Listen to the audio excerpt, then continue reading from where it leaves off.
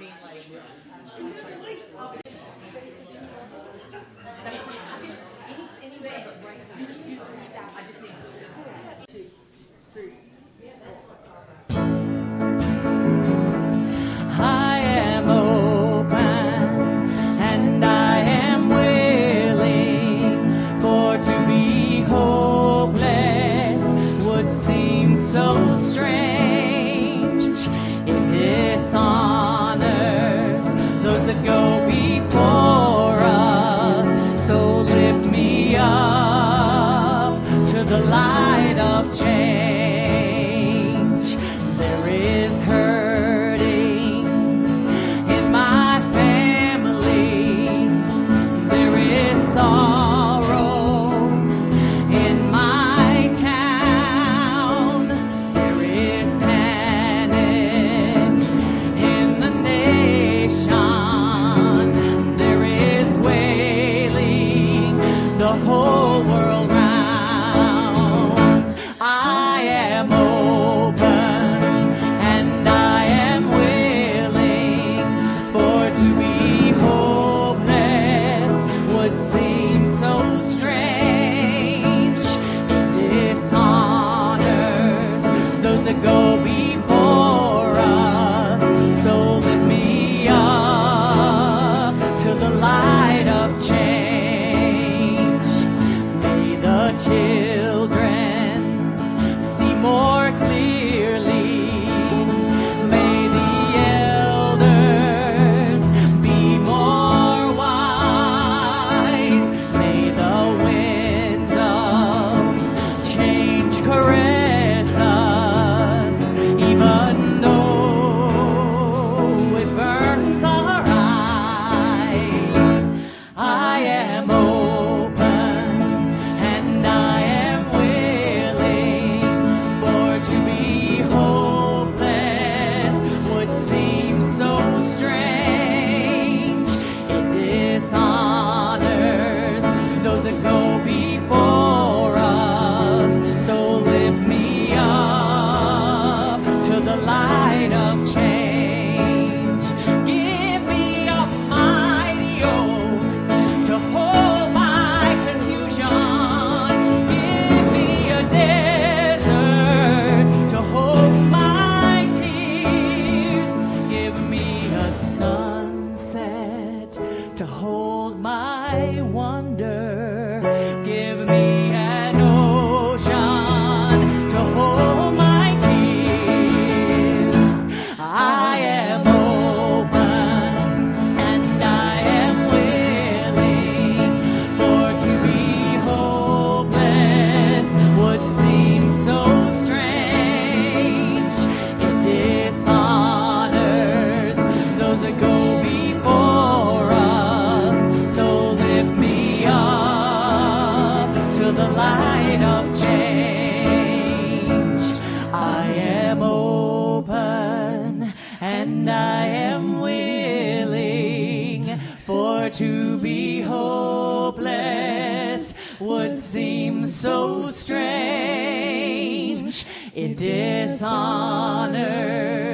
those that go before us, so lift me up to the light of change.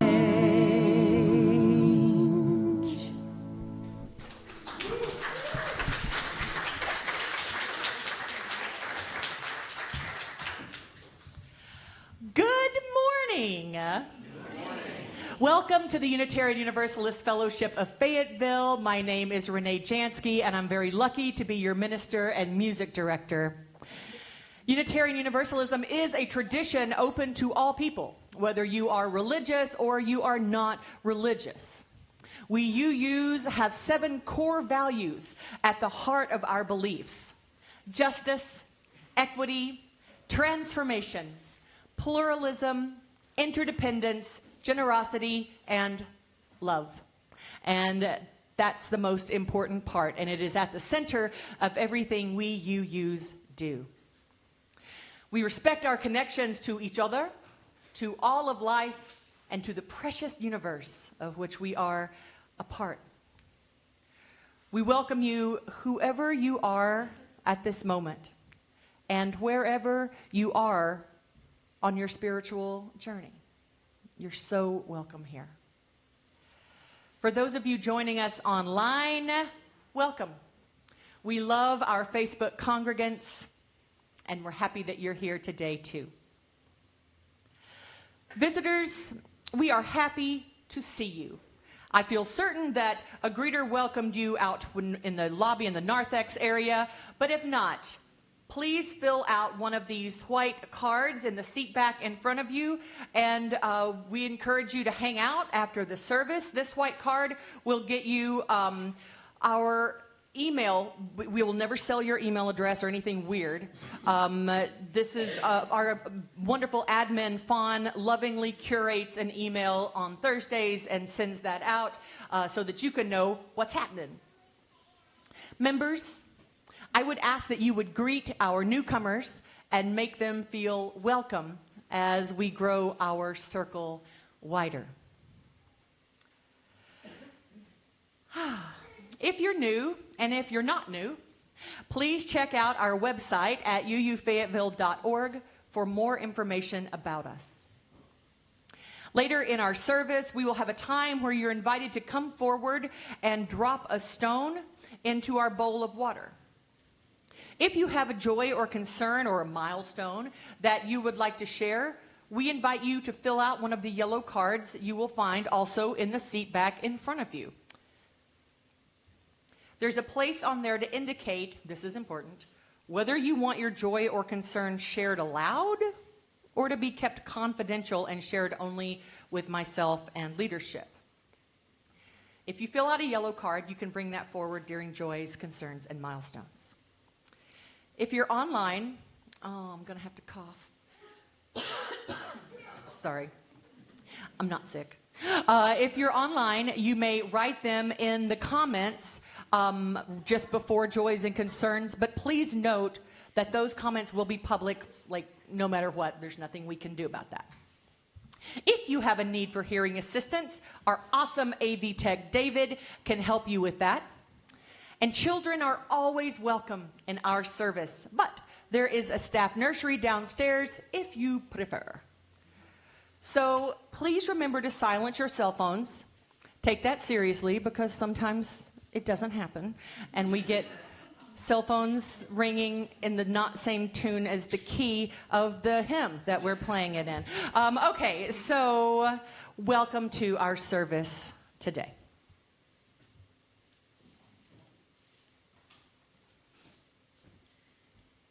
Good morning. My name is Benjamin. You can call me Jam, and please join me as we light our chalice today. Love is the spirit of this community, and service is prayer, to dwell together in peace, to seek knowledge and truth, and to help one another. Thus do we covenant together. Thank you.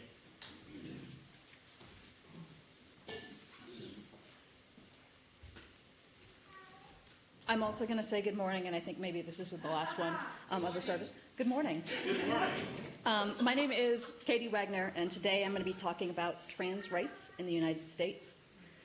I want to be upfront with you that I tried to keep this talk light, but it does contain some pretty heavy topics. Celebrating trans joy is such a crucial thing, especially right now. But I believe that authentic celebration is really only possible if we embrace the full reality of where we are. Also, as a note, I'm a cis lady. I'm going to do my best to let transgender people speak for themselves and to use my own words carefully, but know that I'm speaking as an ally rather than as a direct source.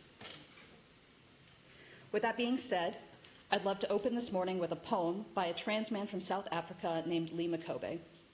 This poem is called What It's Like to Be Transgender.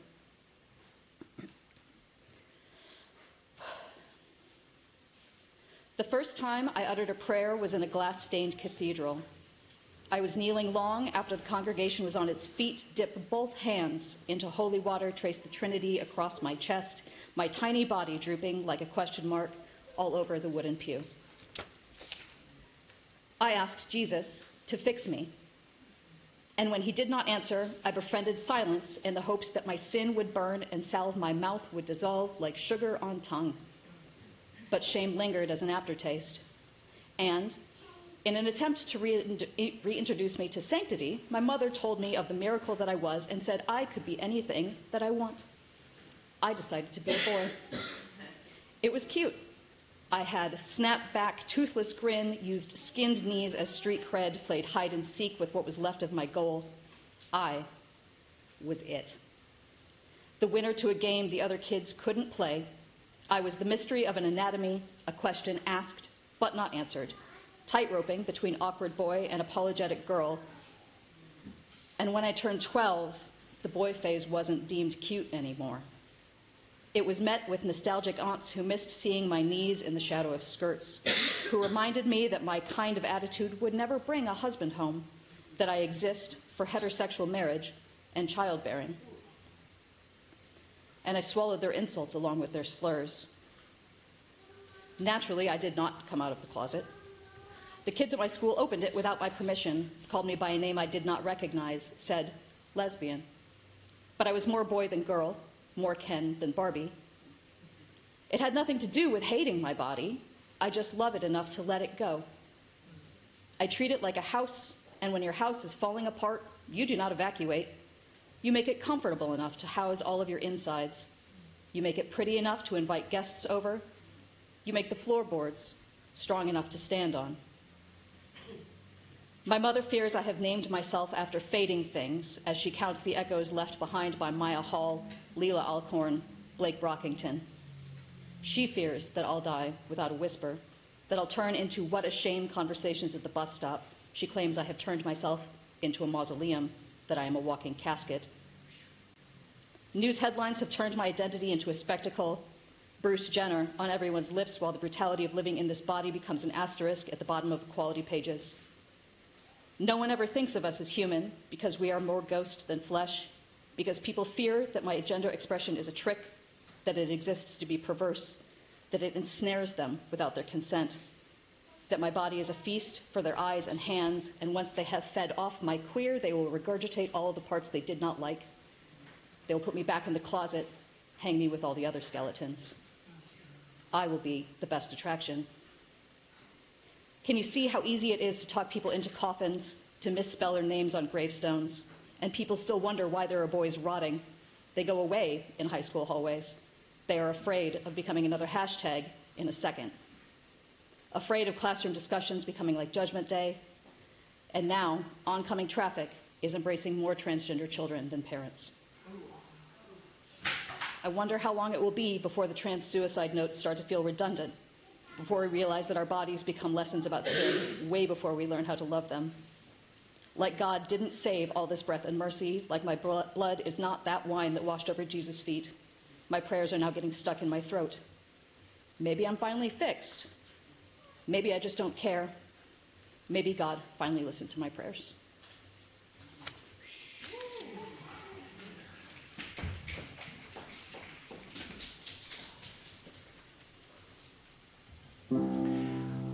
Our opening hymn today, we will repeat the gathering music because we all deserve to sing a song so great. Let's rise as you are willing and able and sing I Am Willing. I am open and I am willing, for to be hopeless would seem so strange.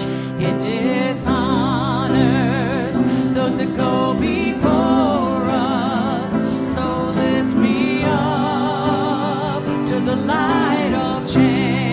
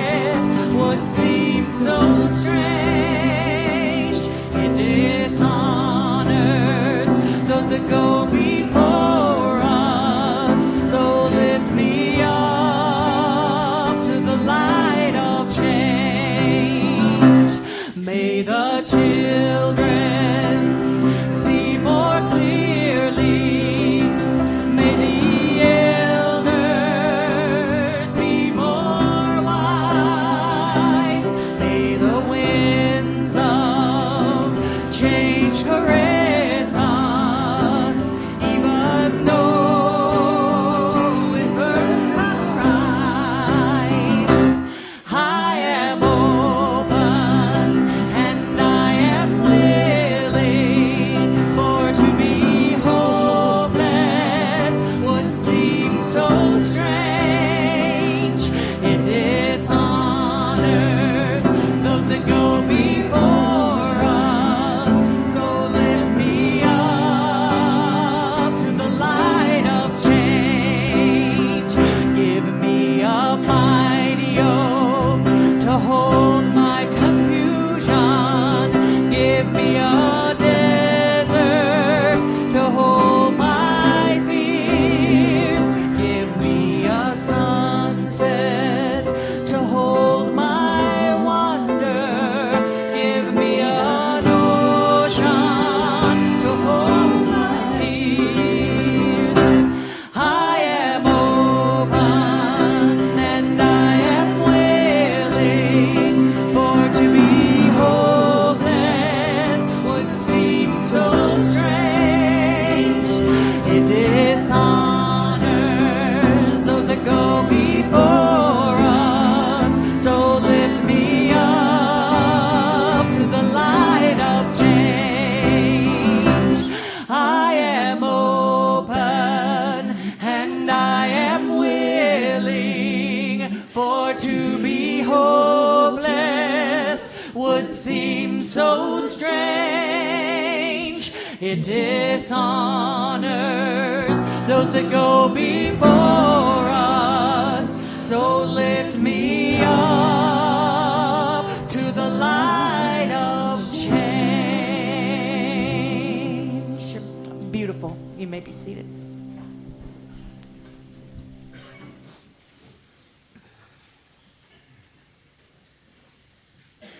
We have a wonderful Time for All Ages story today.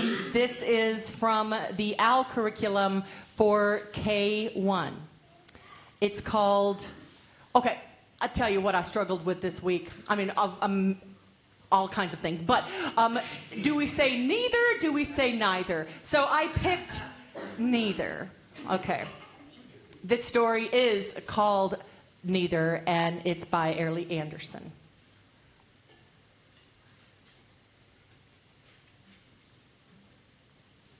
Okay, good. Once upon a time, there were two kinds, this and that. These and those.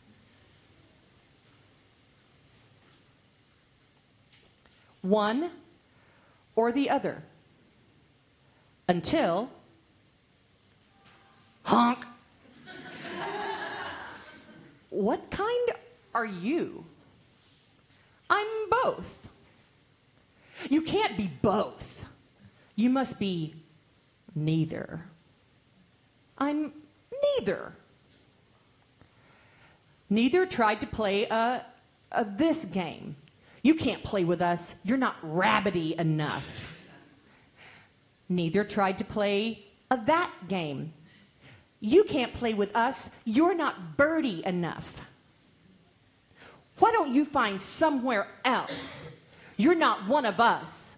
You're neither. Neither, neither, neither.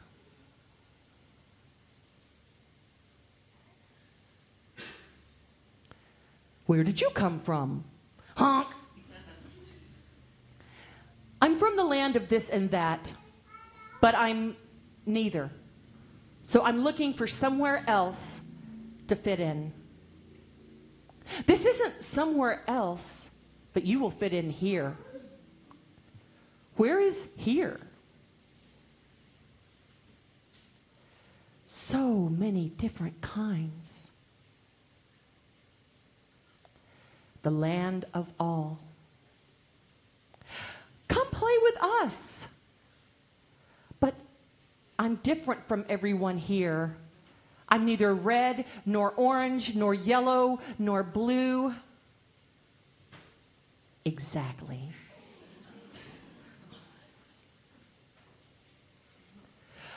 excuse me, excuse us, we're from the land of this and that, but we don't fit in at home. We're looking for somewhere else. But you said I was neither. You said I should go somewhere else. Well, this isn't somewhere else. This is the land of all, and everyone fits in here.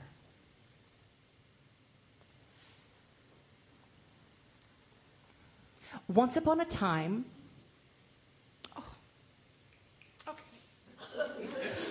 once upon a time, there were many kinds, this and that, somewhat and whatnot, either and very, sort of, just, rather, a little, neither, and both. And all were welcome.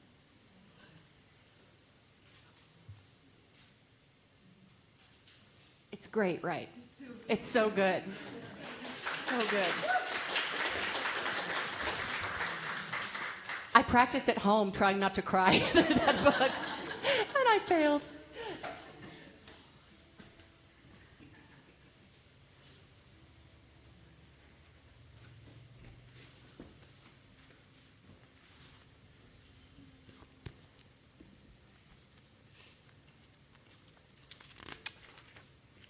In religious community, we share our joys and our triumphs, our sorrows and our broken places, and meaningful moments in our lives.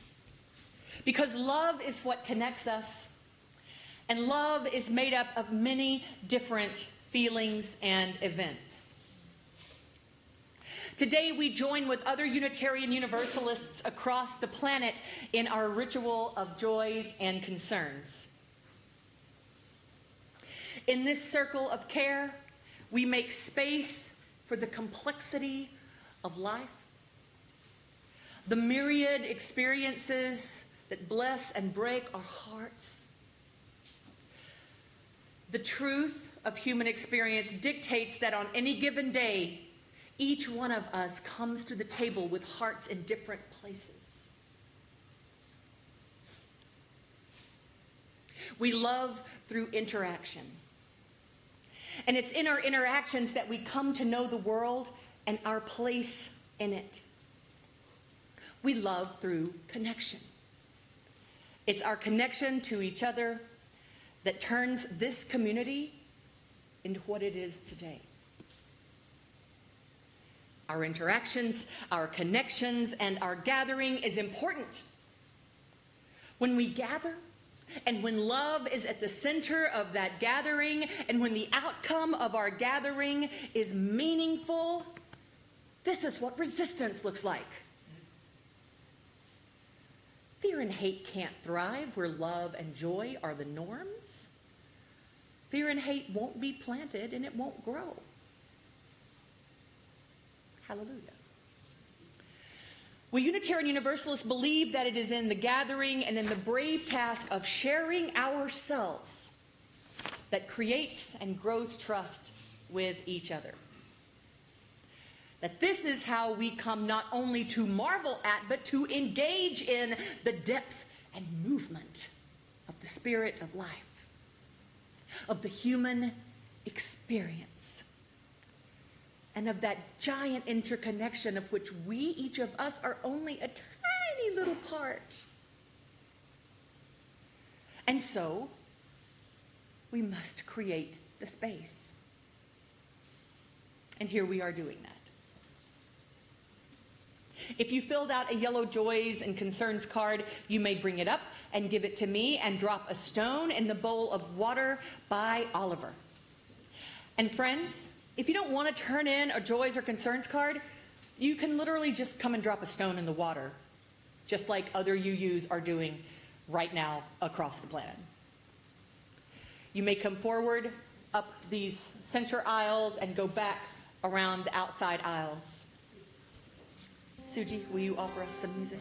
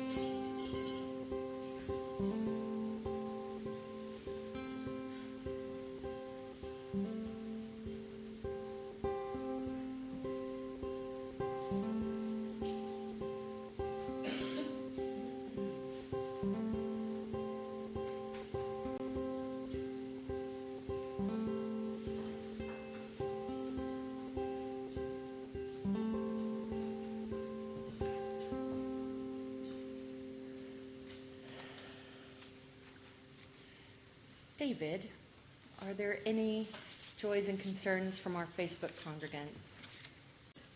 He's marked out joy, concern, need, milestone, and put compassion. I am reflecting on decision fatigue, such as sometimes with ADHD, the brain naturally hyperfocuses on a task or a thought, and then there's no energy for other tasks, like maybe washing hands or something else simple. We may appear selfish because we have no more energy to help out with other stuff. And we all experience decision and task fatigue. May we heal together today. Thanks, Jason. I'm neither in many ways, and it's hard to be out in the land of conformity. Much love to those courageous, defiant. Hard couple of weeks dealing with difficult family, cruelty from my father, and trust lost in a friend. Fighting depression now, trying to grow through it.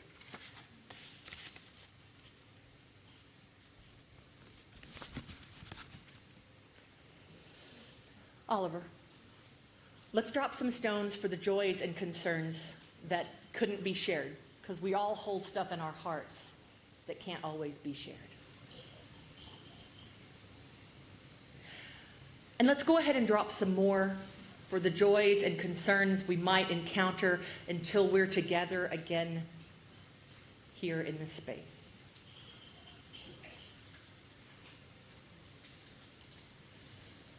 We all know how important it is to turn our brains off. We're all progressive, smart folks here. So we're going to take 60 whole seconds.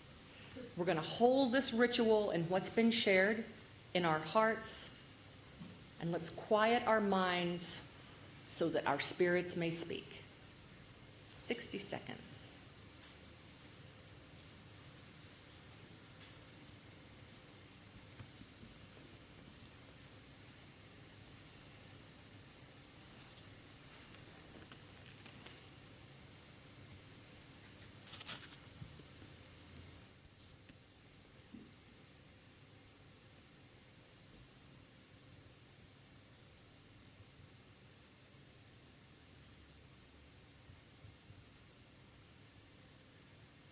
Quiet mind.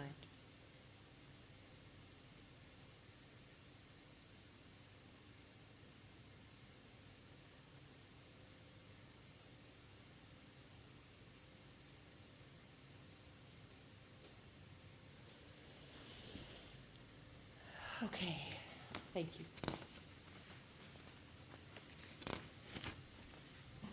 Let's take a moment to honor the ancestors of this community. The people who first came together to create a home for liberal religion here in Fayetteville, who worked to raise money for a building, who sat in committee meetings and created bylaws, who chopped and marinated and baked for potlucks, who painted and weeded and pounded nails and washed countless dishes, who gathered to worship, to learn, to grieve, to heal, to serve, to build justice, to transform their lives and transform this world. We today, right here, are the recipients of an incredible gift and a beautiful vision. Let's do our part to keep this congregation strong, vital, and thriving for generations to come. The morning offering will now be gratefully received, and I am thrilled to welcome Oliver to do one of his original pieces.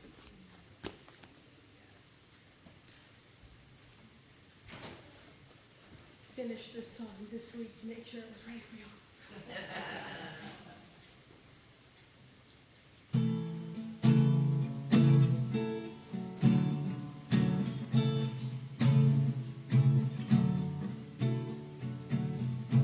Little dreamer, who did you wrong? Broke your heart at the crack of dawn. Little dreamer, who hurt your soul? Punished you for the things they didn't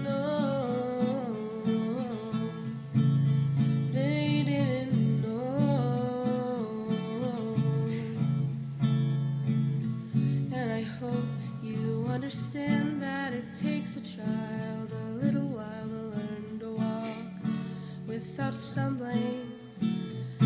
I'm anxious, you are too. Being human is a complex thing to do. I'm nervous, you are too. The universe did well in handcrafting me and you. I'm anxious, I'm nervous, I'm anxious, but who isn't?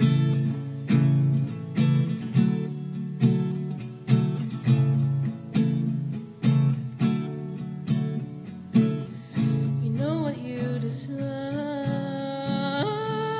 is a person, someone caring, someone kind. You know what you deserve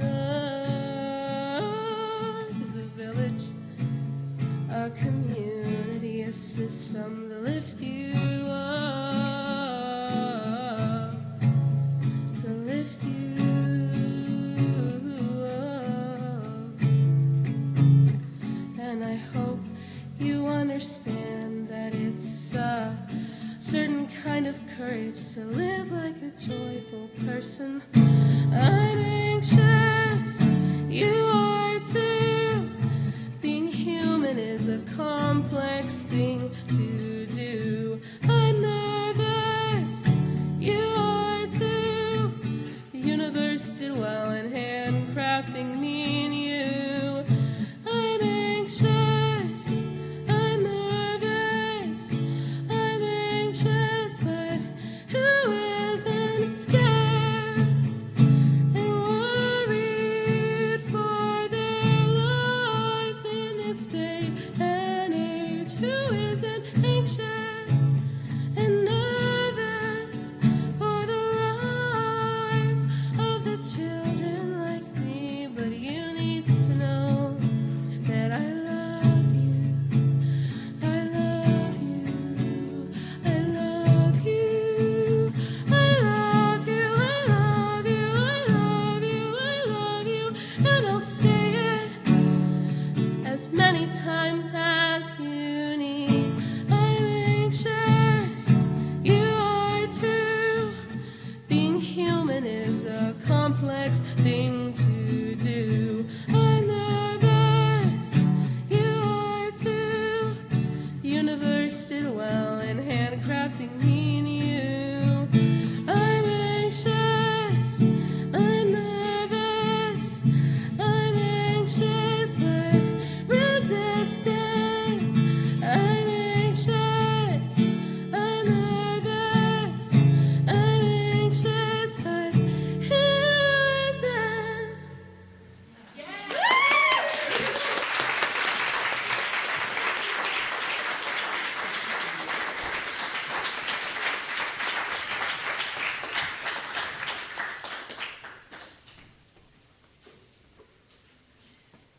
Jeez. That was so good.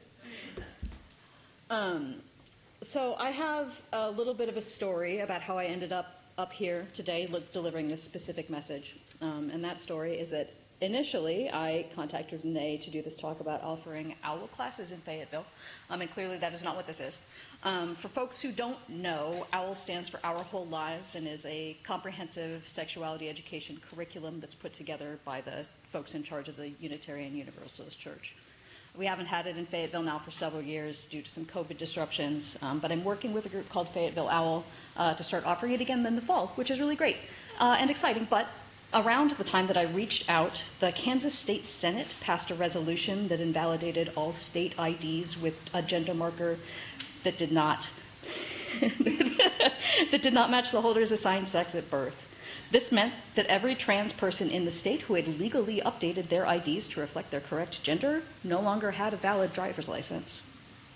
So I unsuspectingly shot off this email like, hey, I'd love to come talk about OWL. And Renee called me up and says, hey, this sounds great. And also, why don't we talk about this other thing that's happening in Kansas and also everywhere? Like, why don't we talk about what's going on with trans rights and legislation in this country? And for a minute, I was like, but my owl talk. And then I thought about it more, and I was like, well, yeah, you're right. You were right. This is the right thing to do. So here we are on the cusp of Pride Month, and trans rights in this country are in an abysmal state, and they are getting worse. I'm not usually one to be really big on the, like, they're worse than they've ever been, but, like, it's not great out there, y'all. I do have some ideas about how we can help, but like I mentioned earlier, I think that we have to embrace the full reality before we can get to that point. So let's get started with just a little bit of history. First off, I think it's important to establish that trans people have been documented more or less since the advent of the written word.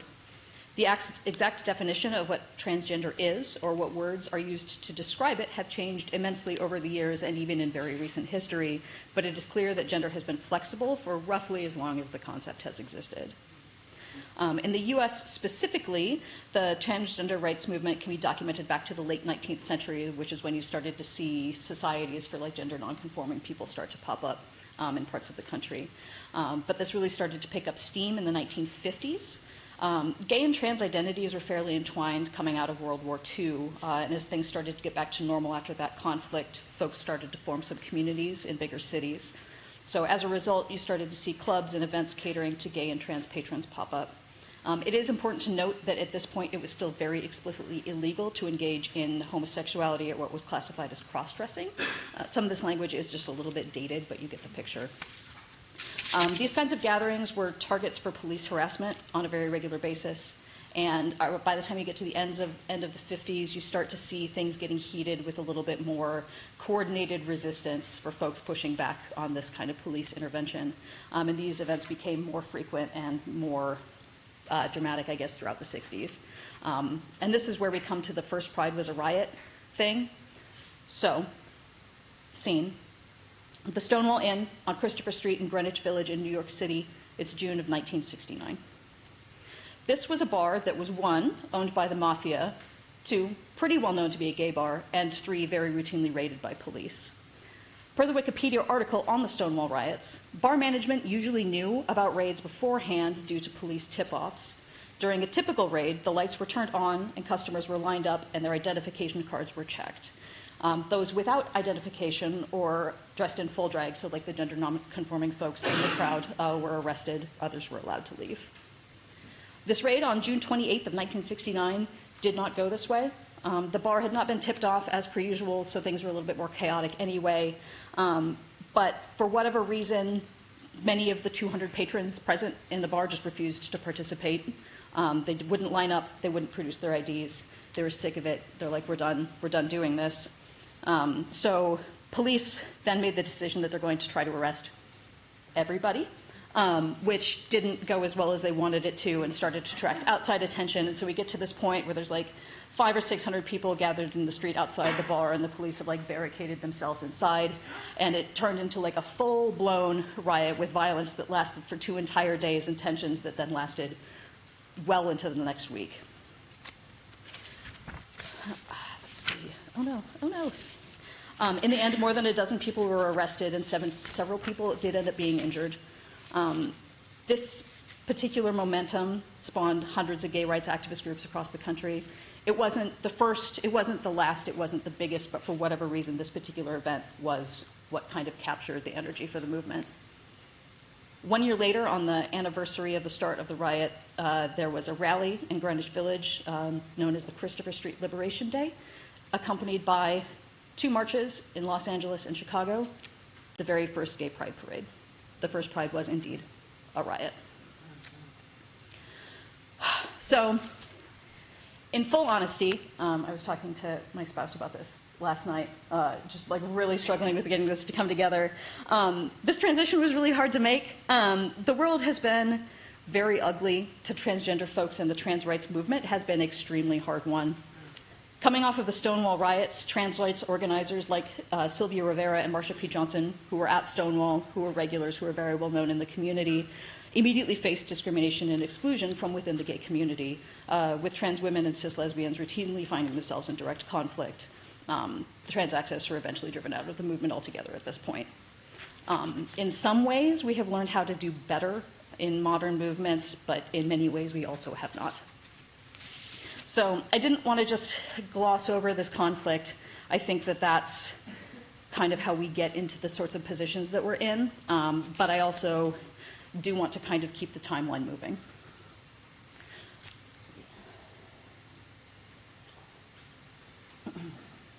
So in the interest of not being a total bummer, there are some good things that have happened. In the 1980s and 90s, gender pioneers like Kate Bornstein and Leslie Feinberg started to define a transgender theory, which helped to lay the groundwork for modern non-binary identities and sort of create a more cohesive community out of gender nonconforming folks. The aughts and the teens saw an increase in trans representation in media, with personalities like Laverne Cox and Janet Mock creating new awareness and modalities for transgender folks to exist in the world. There were also some notable protections put in place at the federal level. In 2009, Barack Obama signed the Matthew Shepard and James Byrd Jr. Hate Crimes Prevention Act, which expanded U.S. federal hate crime laws to apply to crimes motivated by, among other things, a victim's actual or perceived gender or gender identity, which definitely didn't solve any of the problems, but did put some more weight behind it and give folks a little bit more recourse when they've been the victim of a very obviously hate-motivated crime. The Supreme Court's 2015 decision in Obergefell versus Hodges granted the right to marry regardless of assigned sex or gender identity, freeing transgender people to marry their partners regardless of the gender configuration in the relationship, which is so crucial to being able to live a fully actualized life.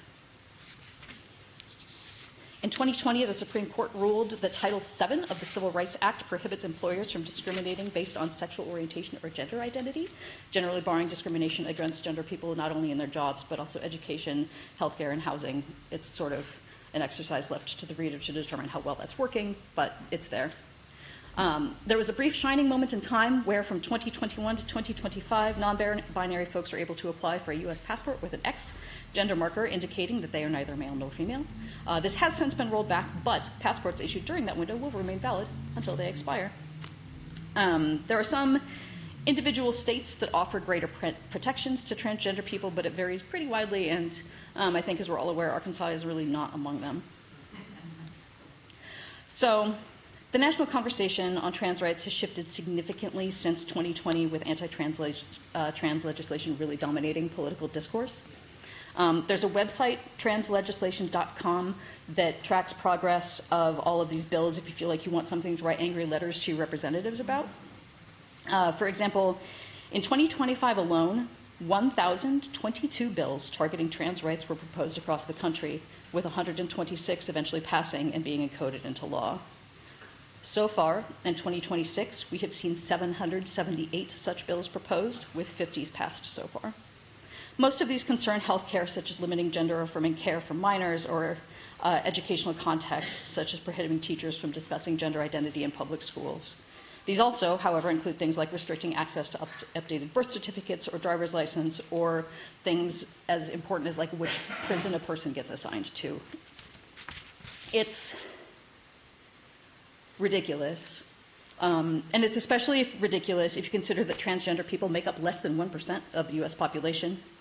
And it goes from ridiculous to insulting if you consider that transgender people are more than 4 times more likely to be the victims of violent crime, and more likely to live in poverty, and more likely to experience homelessness, and more likely to suffer from depression or other mental health issues, and.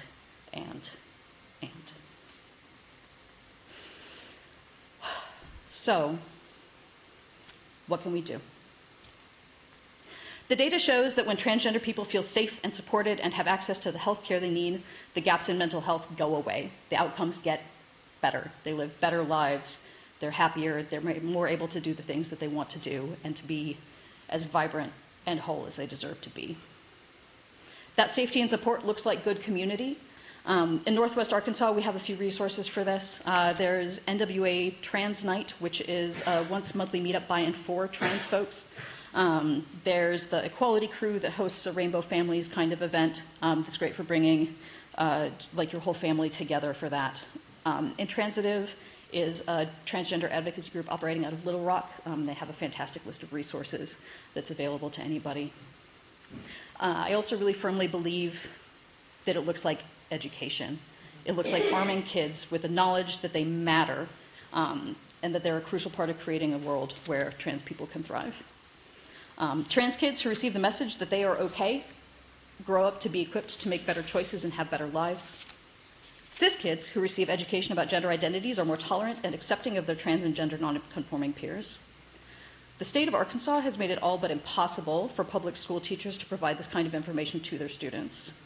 The LEARNS Act criminalized large swaths of gender identity and sexuality education to the point of making sharing certain information a felony.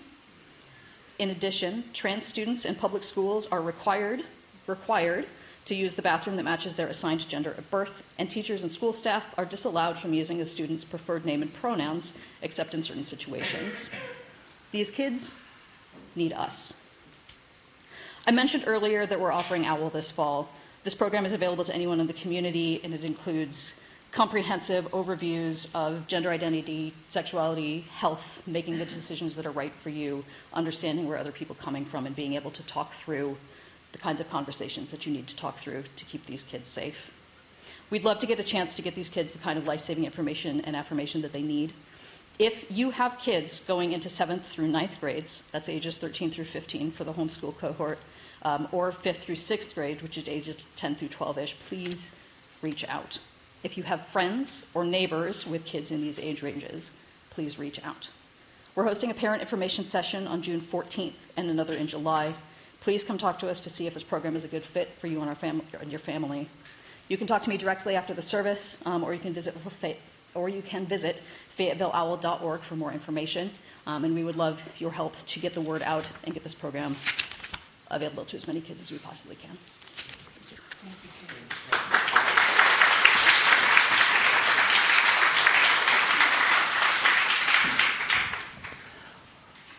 Wow. I needed to hear that.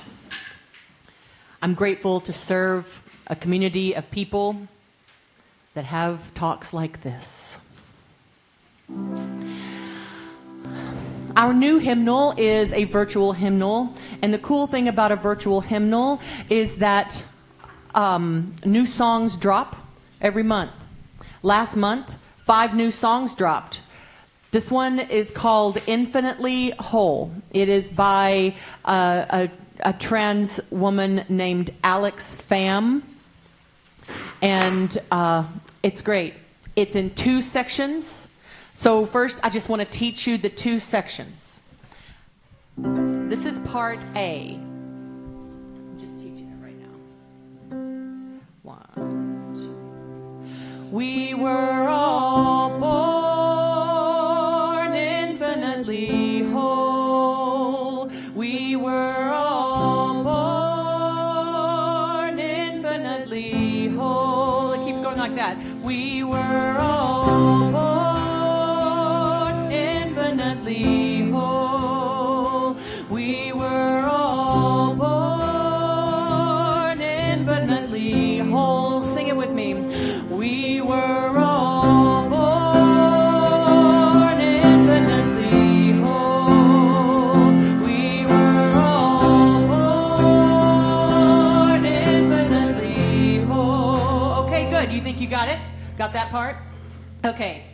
The second section, part B, goes and 1. We are each of us enough. We are each of us complete. We are each of us enough, just exactly as we are. Sing it with me. We are each of us enough. We are each of us complete. We are each of us enough, just exactly as we are. Oh, good. That was beautiful. Okay, so what we're going to do is we're going to sing it one time all the way through in unison, and then this side will go with Oliver, and we'll do part A. This side will go with Suj and I, and we'll do part B, and then we'll switch. It'll be fun. Okay. All right. Ready, and...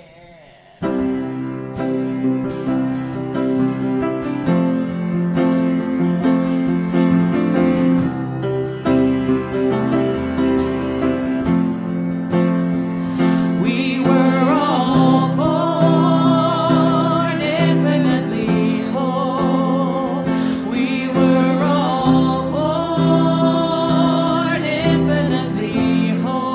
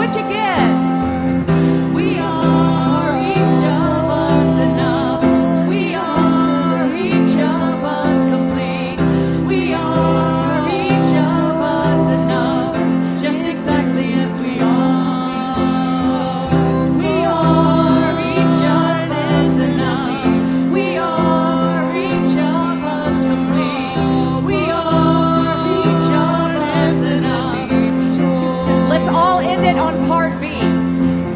We are each of us enough. We are each of us complete. We are each of us enough, just exactly as we are. Ooh, I hope you take those words and put them inside of you today.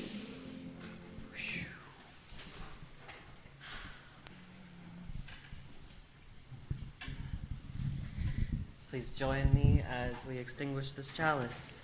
The words are in your order of service as well as on the screen. We extinguish this flame, but not the light of truth, the warmth of community, or the fire of commitment. These we carry in our hearts until we are together again. Thank you. Next is announcement for volunteerism. I know you all are interested in what it might be to volunteer at this church. Actually, what I want to talk about is very simple.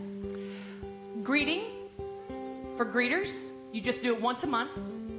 And all you do is greet people and hand them an order of service. And if they're new, show them where the clipboards are.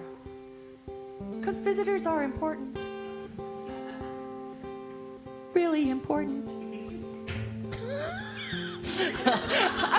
I'm being silly. I feel good. I hope you feel good too. I'm feeling a little silly. Okay. All right. And we have other, of course, volunteer things that you can be doing. Jam hosts the finance team. It's more than Ben chairs the finance team. We have a couple of spots open there. And on the safety committee, if you're interested in doing the biggest thing, the board of directors, a couple of positions are opening up. And there's more. Let me know if you're interested in getting involved. But no pressure. No pressure. And I mean that. That's all of the announcements.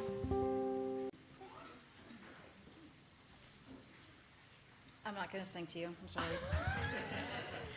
Thank you so much for bearing with me through this. I know it's been a little bit rough. I do want to end today with another poem. This one is by Aurora Hatchell, a trans woman from Virginia. It's called Trans Joy, and it does contain a little bit of strong language. I've edited a little bit of it out to make it more appropriate for a mixed audience, but do be aware that that exists if it's something you're concerned about. This one is going to be about trans joy because I am tired of being a martyr as though I'm only valuable when I'm a lesson for cis people to learn. I want less talk about getting caught when we stole our sisters' dresses and more talk about feeling a smooth leg rub against another smooth leg for the first time in 20 years. To know that skin can kiss skin and be none the worse for it, that friction isn't needed for connection. When people say they would do anything for a Dr. Pepper right now, we all know that they are lying. They won't give up their job, their family, their dignity. Less talk about giving up our dignity and more about leaving a lipstick stain on the rim of a cold glass of Dr. Pepper. That satisfaction in knowing you have left a mark, of seeing yourself as indelible instead of a ghost haunting your own life. And when lovers say they would do anything for the other, we know that that's only mostly true. We know, as Meatloaf once said, I won't do that. Have a throuple, do the dishes, give up meat, or go to your bigoted mother's house. Let's talk about mothers, less talk about mothers misgendering us, and more talk about finding those legendary perfect fit jeans that make you look hot and feel comfy all at once. The kind of pants they write book series about. And make you feel for the first time a part of a sisterhood. When I was little, I used to prepare my 3 wishes before I even found my genie, and each one, every time, was to be, and the first one, each and every time, was to be a woman. The second one was to be hot. The third was for poison ivy to kiss me, even if it killed me. Who would care if you died, as long as you died a hot lesbian kissing another hot lesbian? Less talk about dying, metaphorical and literal, and more talk about smiling at a child in a grocery store and not being treated like a predator. of realizing you've become a soccer mom with cold orange slices instead of your soccer father, who was banned from your sister's matches because he yelled too meanly, too often, and too loud. If you had asked me if I wanted to be a woman, I would have said yes. Hell yes. F yes. But if you had asked me if I wanted to lose my friends, my family, my job, all respect in my field, and to go so broke in my house, so broke that my house has no heat in the winter and I'm huddling against my tiny children for warmth, all just to feel these tiny glimmers of trans joy, I would have said no. Hell no. F no. And I did. For 30 years, each day was one long no. But now that I'm here, now that I'm ready to give the sad but angry speech that will win some cis man an Academy Award, now that I am at the quite literal bottom of the quite literal rock, I would make these trades again in a heartbeat. Everything. Anything. Not for Dr. Pepper or love, but for me. For the real me I've been beating up and locking in a closet for 30 years. For her, little Aurora, to see her smile, to let her have a minute of trans joy, I do it all over again and in each and every timeline. Yeah, let's have more talk about that. Thank you. I love you.